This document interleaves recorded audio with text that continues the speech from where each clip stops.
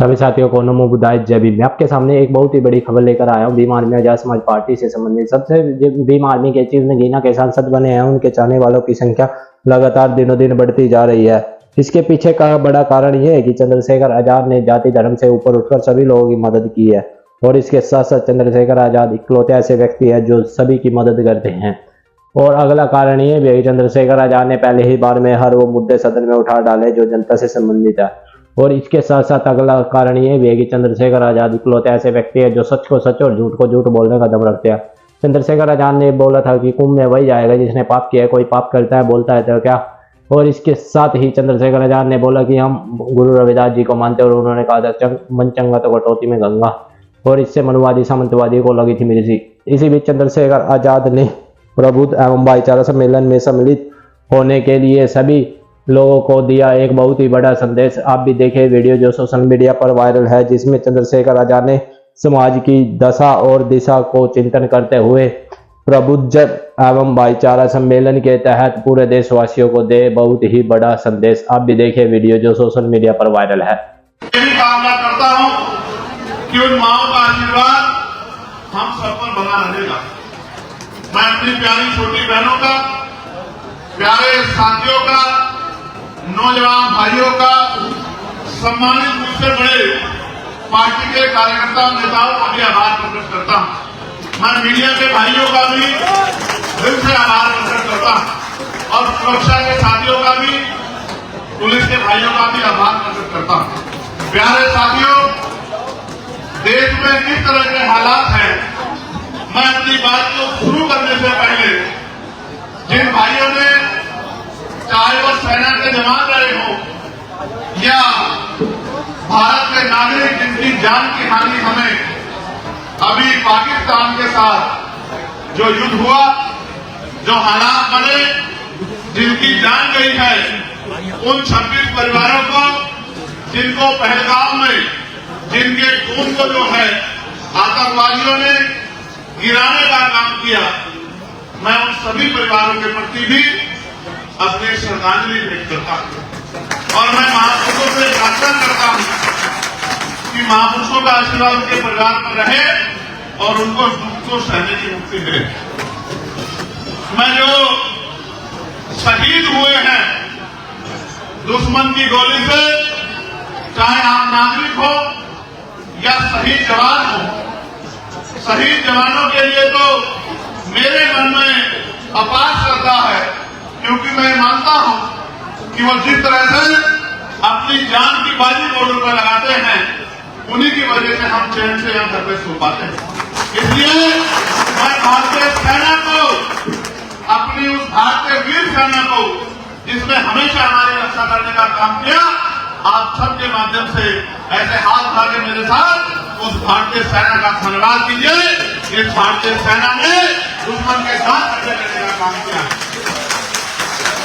एक नारा लगाइए मेरे साथ, भारतीय सेना जिंदाबाद,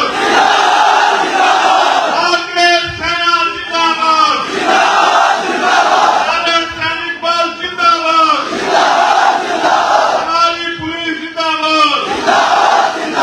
प्यारे साथियों, मैं उन परिवारों के लिए मीडिया के माध्यम से, जिन परिवारों ने अपनों को खोया है इस युद्ध के दौरान, केंद्र की सरकार से ये मांग करता हूं कि 1-1 करोड़ रुपए की सहायता उन परिवारों की सरकार को करनी चाहिए। मैं आपको ये भी बता देना चाहता हूं, दुश्मन के गोले से हमारे मुजफ्फरनगर के भीम आर्मी के जिला महासचिव के परिवार के 2 बच्चों की जो वहां काम करते थे, उनकी भी जान गई। मैं उनके प्रति भी आस्था के, श्रद्धा के सुमन भेंट करता हूं।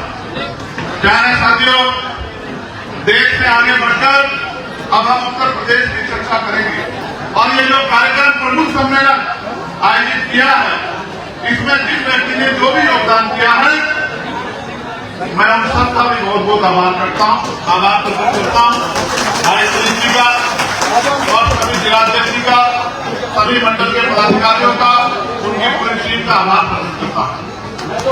प्यारे साथियों, आजाद भारत में हक वंचित समाज जिस तरह का जीवन यापन कर रहा है, इससे आप और मैं जागरूक हैं।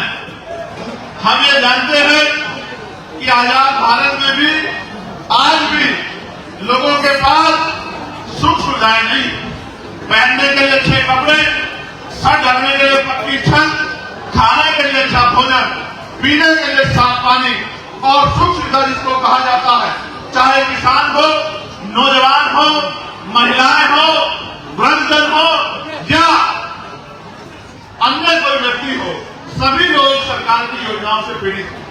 हालांकि पीड़ा मन में रखने से कुछ नहीं होगा। जब हम इस पीड़ा को अगर दूर करना चाहते हैं तो हमें संकल्प लेके काम करना होगा। जिस तरह से आज हम यहाँ इस कार्यक्रम को सफल बनाने में जुटे हैं, अगर इसी तरह से हम लोग अगले 1-1.5 साल मेहनत करेंगे तो मैं विश्वास दिला के कह सकता हूं कि वो दिन दूर नहीं कि उत्तर प्रदेश में आजाद समाज पार्टी का झंडा बुलंद होगा। प्यारे साथियों, आजाद समाज पार्टी के जरिए महापुरुषों का सपना पूरा होगा, समतापूर्वक समाज बनेगा, बहन बेटियों का सम्मान होगा, नौजवानों को रोजगार मिलेगा, किसानों को उनकी फसल के दाम मिलेंगे, सरकारी कर्मचारियों को भी उनकी पुरानी पेंशन का फायदा मिलेगा और तमाम तरह की जो समस्याएं आज के जीवन में हैं वो भी पॉलिसी बना के उसमें भी आपकी लाइफ को, आपके जीवन को आसान बनाया जाएगा। ये आंदोलन जिसको हम लोग चला रहे हैं, इसके न चलाने से क्या होगा ये भी मैं आपको बताना चाहता हूं और आंदोलन के चलाने से क्या होगा ये भी मैं आपके सामने रखना चाहता हूं।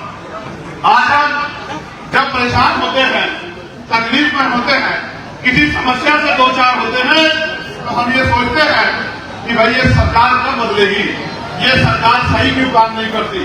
तो मैं आपको बताना चाहता हूं कि ये सरकार इसलिए सही काम नहीं करती क्योंकि जो सरकारें आज हैं वो अपने एजेंडों पे, अपनी पॉलिसियों पे काम करती है। और मुझे बड़े दुख के साथ कहना पड़ेगा, मैं याद करूंगा एक ऐसे महापुरुष को, क्योंकि ये हापुड़ वो धरती है, बुलंदशहर वो धरती है जहां बाबा साहब अम्बेडकर के आंदोलन की जड़ें, अम्बेडकर वाली आंदोलन की जड़ें बहुत गहरी है। मैं इस बात को बहुत अच्छी तरह से जानता हूं। मैं याद करूंगा गाजियाबाद को और मैं याद करूंगा इस समय में उस शख्स को जिनका नाम था आदरणीय बीपी मौर्य साहब। मैं बड़ी जिम्मेदारी से कह रहा हूं, अगर उत्तर भारत में माननीय काशीराम साहब से पहले अगर डॉक्टर बाबा साहब अम्बेडकर के आंदोलन की जड़ों को गहराई में पहुंचाने का काम किया, समाज को जागरूक करने का काम किया, समाज को संगठित करने का काम किया, समाज को इस आंदोलन के लिए तैयार करने का काम किया, तो वो आदरणीय बीपी सिंह मौर्य साहब थे। और मैं इसलिए उनकी दिल से इज्जत करता हूं कि उन्होंने, हालांकि बाद में क्या सिचुएशन रही इससे मुझे कोई फर्क नहीं पड़ता, लेकिन मेरी याद है कि उन्होंने चैलेंज कर करके जो है अपने लोगों के स्वाभिमान और सम्मान की रक्षा करने का काम किया, उनकी आवाज को बुलंद करने का काम किया। और एक वो भी समय था जब उनकी रैलियां होती थी तो मैदान छोटे पड़ जाते थे, जब उनकी रैलियां होती थी तो जिधर तक दिखाई देता था नीला झंडा दिखाई देता था। आज तो हम लोग पिछले 2014 से अब तक प्रयास कर रहे हैं और धीरे धीरे हमारी बात भी आगे बढ़ रही है। प्यारे साथियों, मैं आपसे कह रहा था कि अगर आंदोलन नहीं चलेगा तो क्या होगा। बाबा साहब ने कहा था अपने अंत समय में कि मेरे जाने के बाद मेरे बच्चों, अगर आप इस आंदोलन को आगे नहीं बढ़ा सकते तो इसको पीछे मत जाने देंगे।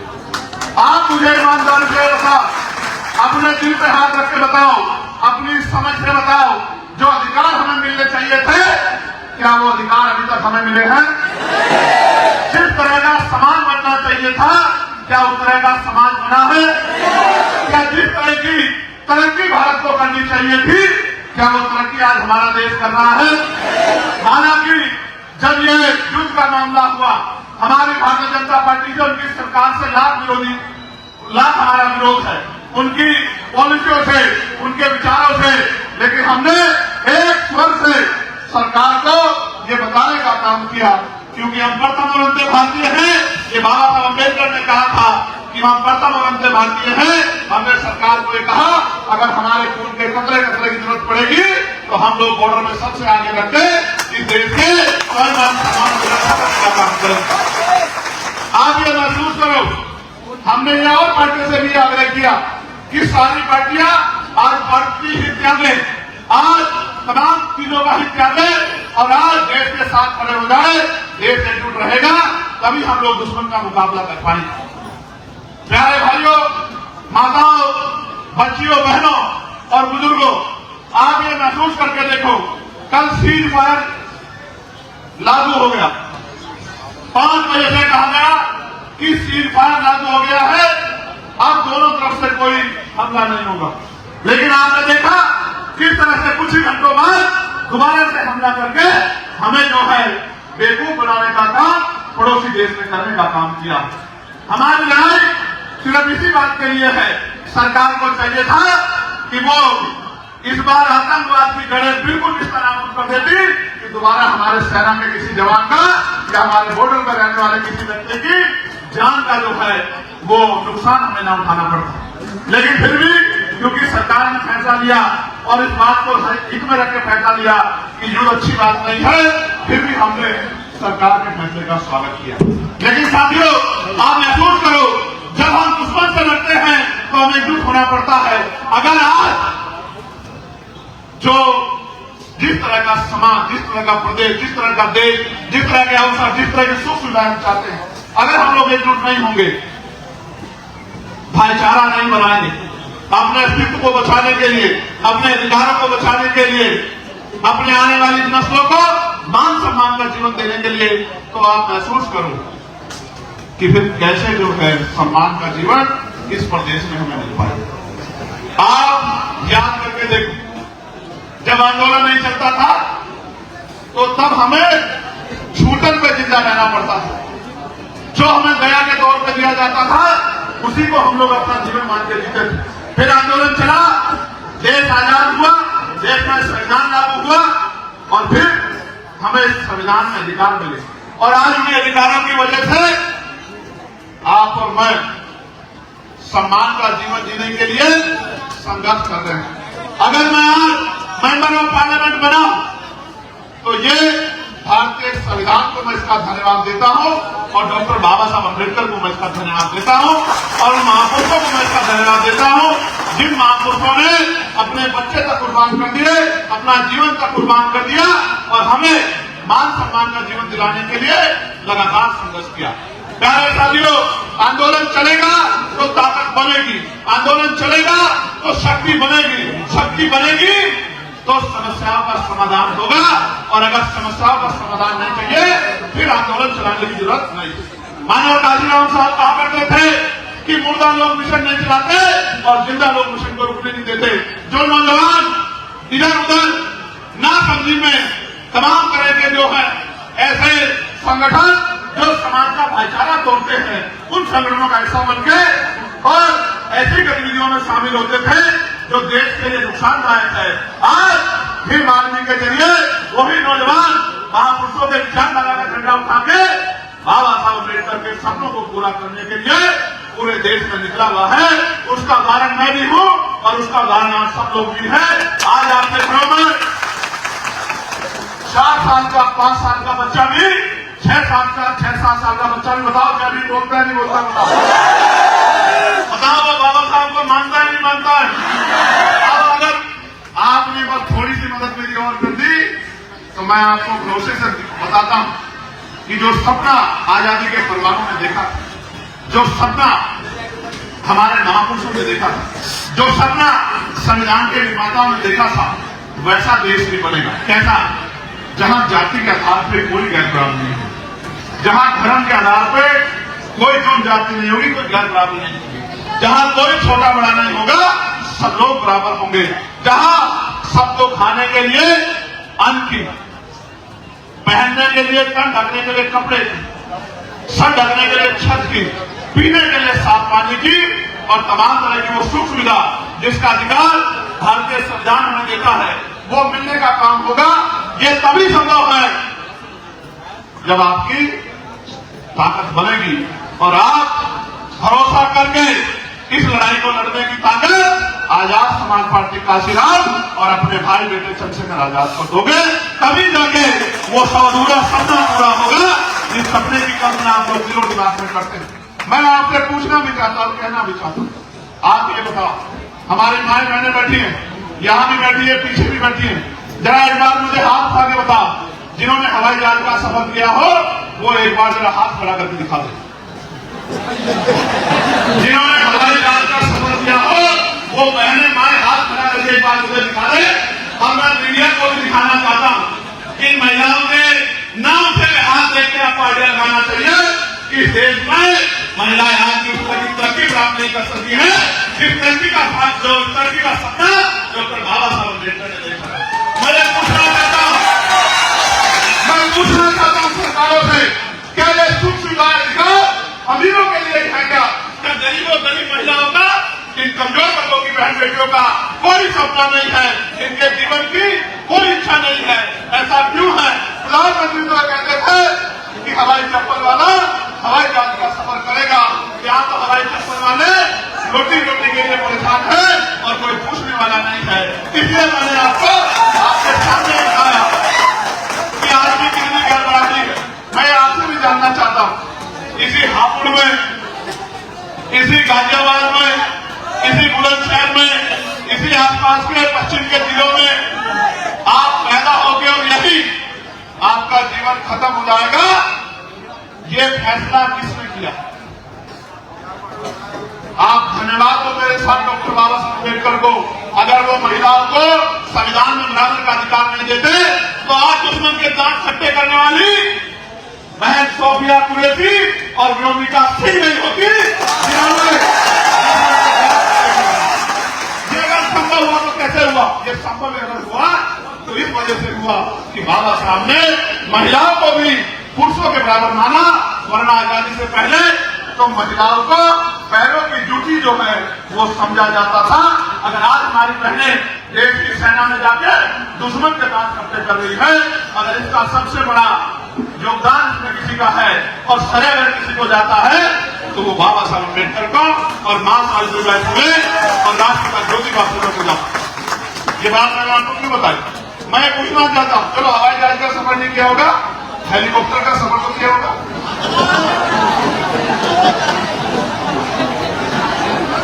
हेलीकॉप्टर का भी नहीं है, चलो जब छोड़ो। तो आपने एसी वाली रेलगाड़ी का सफर तो किया होगा। एसी वाली रेलगाड़ी का सफर करने वाली मेरी 3-4 माएं हैं और मैं लिख के देता हूं, ये भी वो माएं हैं जिनके बच्चे नौकरी में लगे हैं या जिनका परिवार से कोई आदमी नौकरी में है, जिन्होंने अपनी माओ को सरकारी रेलगाड़ी में बिठाने का काम किया, एसी वाले डिब्बे में बिठाने का। प्यारे साथियों, मैं क्यों पूछ रहा हूं? मैं इसलिए पूछ रहा हूं कि भारत में कहा तो जाता है कि लोकतंत्र है, लेकिन असल में लोकतंत्र नहीं है। मैं इस बात का उदाहरण आपको दूंगा कि लोकतंत्र नहीं है। लोकतंत्र